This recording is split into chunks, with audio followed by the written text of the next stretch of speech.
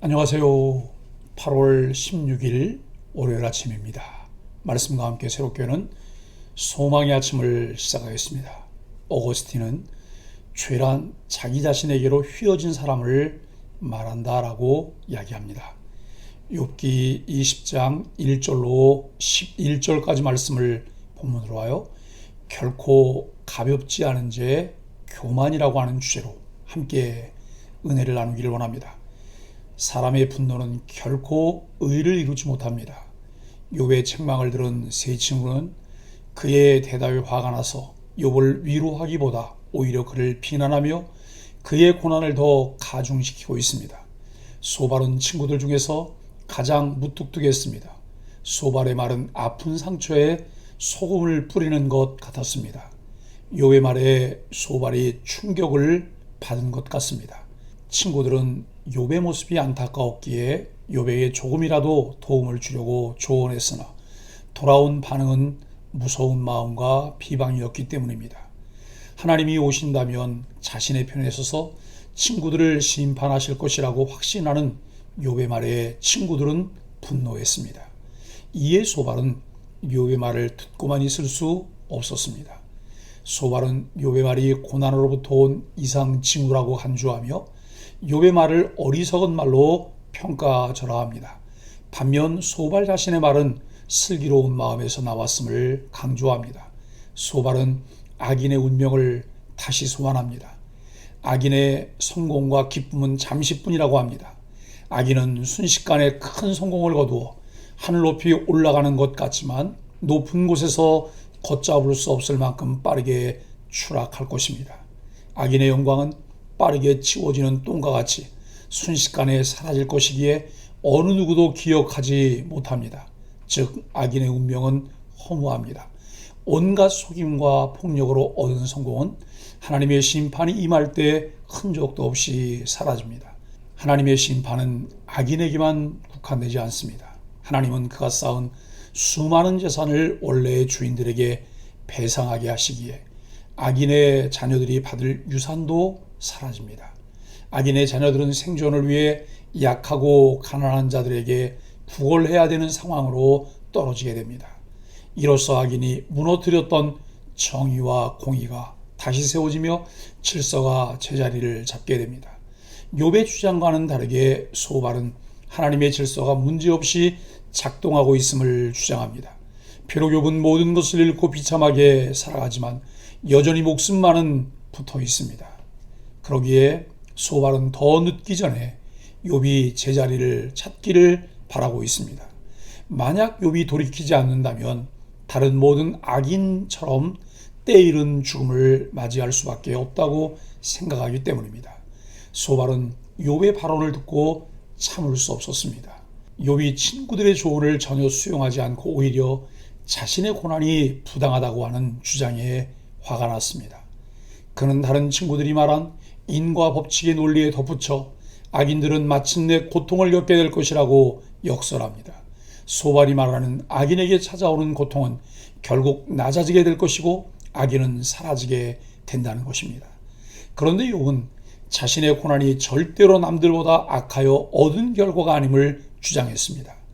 그리고 자신을 불쌍히 여기지 않는 친구들을 비난하고 저주합니다. 이 같은 욥의 발언에 충격을 받은 소발이 욥의 주장에 반박합니다. 합당하지 못한 반박과 부정은 대화의 독이 될 수 있다는 사실을 소발의 주장을 통해 배우게 됩니다. 소발의 주장이 교만하고 자기과시가 심한 오히려 친구를 악인으로 정죄하는 아이러니를 엿볼 수 있습니다. 1절로 3절은 소발의 교만함입니다. 소발은 욥의 말을 듣고 그를 불쌍히 여기지 않았습니다. 오히려 그는 자신을 책망하는 욥의 말에 마음이 초조하고 조급해졌습니다. 자신의 의로움과 지혜로움을 드러내야 했기 때문입니다. 그는 자신이 의롭다고 착각했기에 욥의 고통을 위로하는 것에는 관심이 없었습니다. 단지 자신의 지혜를 드러내고 자신이 당한 수치를 벗어버리는 것에만 집중했습니다. 자신이 지혜롭다고 착각하는 교만한 마음 때문에 욥의 고난은 안중에도 없었습니다. 이렇듯 교만한 마음은 자신만을 사랑하는 이기심을 불러옵니다. 어거스틴은 하나님의 도성에서 하나님의 도성과 지상의 도성을 이렇게 나누었습니다. 하나님을 멸시하면서까지 이르는 자기 사랑이 지상 도성을 만들었고, 자기를 멸시하면서까지 이르는 하나님의 사랑이 하늘의 도성을 만들었다라고 말합니다. 소발은 자기 사랑에 충만했던 사람입니다. 그러한 자기 사랑은 하나님보다 자신을 더욱 높이는 인류의 죄악을 여실히 보여주고 있습니다. 자신을 너무 사랑하고 교만했기에 그는 욥을 전혀 위로할 수 없었습니다. 다른 사람을 진심으로 위로해 줄 수 있는 사람은 자기 사랑이 충만한 사람, 교만한 사람이 아닙니다. 하나님을 사랑하는 사람이 이웃도 사랑할 수 있습니다. 하나님과 타인을 사랑하면 겸손한 마음을 갖게 됩니다. 이런 사람이 타인의 고통에 공감할 수 있습니다. 4절로 11절은 소발의 자기과시입니다. 소발은 자신의 지혜와 정당함을 내세워 욥에게 지지 않고 말하려고 안달이 났습니다. 교만한 그는 욥에게 내가 알지 못하느냐라고 조롱하듯이 말하면서 자기를 자랑하고 있습니다. 그는 자기의 지식을 말하면서 거침없이 사람이 이 세상이 생긴 때로부터라고 말했습니다. 마치 자신이 창세부터 이어져 온 진리를 통달한 것처럼 말하고 있습니다. 그의 교만함이 어느 정도였는지 잘 드러나고 있습니다. 즉 자신이 모든 기원을 아는 하나님과 같은 존재라고 가정하고 있습니다. 그는 이렇게 주장합니다. 악인의 승리는 잠깐이며 경건하지 못한 자의 즐거움도 잠깐이라고 합니다. 악인의 존귀함이 하늘 높이 닿아 있을지라도 결국 똥처럼 망할 것이라고 합니다. 소발은 저급한 표현을 써가며 욥을 저격하고 있습니다.